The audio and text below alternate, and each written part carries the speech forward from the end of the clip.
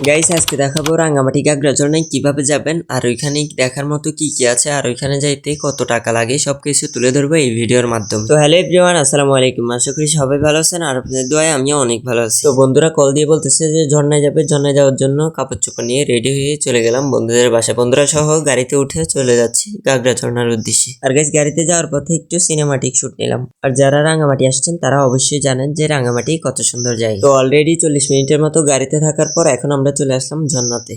আর ঝর্ণাতে আসার পরে কেন জানি না আমার বন্ধুদের লাফালাফি অনেক বেশি পরিমাণ বেড়ে গেছে। তো আমরা হেঁটে হেঁটে যাচ্ছিলাম মেইন ঝর্ণাতে। আর আজকে অনেক পানি কম, বৃষ্টি পড়ে নাই এর জন্য। আর গাইস আপনারা যারা আসবেন আপনারা অবশ্যই বৃষ্টির সিজনে আসবেন, তখন আসলে ভরপুর মজা করতে পারবেন। আর গাইস আপনারা আসলে অনেক কেয়ারফুলি হাঁটার চেষ্টা করবেন, কারণ এই জায়গাগুলো পানিতে অনেক স্লিপ হয়ে থাকে। আর এইখান থেকে আমাদের মেইন ঝর্ণাতে যেতে কমপক্ষে 40 মিনিটের মতো লাগে। তো আমরা হেঁটে হেঁটে আস্তে আস্তে চলে যাইতেছি। আর গাইস এবার বলবো যে আপনারা এই ঝর্ণাতে কিভাবে আসবেন। বাংলাদেশের যে কোনো প্রান্ত থেকে আগে রাঙ্গামাটি চলে আসবেন। রাঙ্গামাটি থেকে একটি সিনজি বা ট্যাক্সি নিয়ে সিনজওয়ালাকে ঘাগরা ঝর্ণা বললে সিনজওয়ালা নিয়ে আসবে। এখানে আসার জন্য রাঙ্গামাটি থেকে জনপ্রতি 60 টাকা করে নিবে গাড়ি ভাড়া। আর গাইস এই ঝর্ণাতে আসলে অবশ্যই অনেক হাঁটা লাগবে, আর অনেকে আছে হাঁটতে পারে না, যার জন্য ক্লান্ত হয়ে রাস্তার মধ্যে বসে আছে। আর গাইস তো আমরা অনেক হাঁটাহাঁটির পর চলে আসলাম মেইন ঝর্ণার অনেকটাই কাছাকাছি। আর গাইস মেইন ঝর্ণাতে আসার পর বেশি একটা শুট নিতে পারি নাই বৃষ্টি পড়ার কারণে। আর আজকের ভিডিওটা এতটুকুই, দেখা হবে আবার নেক্সট ভিডিওতে। সেই পর্যন্ত সবাই ভালো থাকবেন, সুস্থ থাকবেন,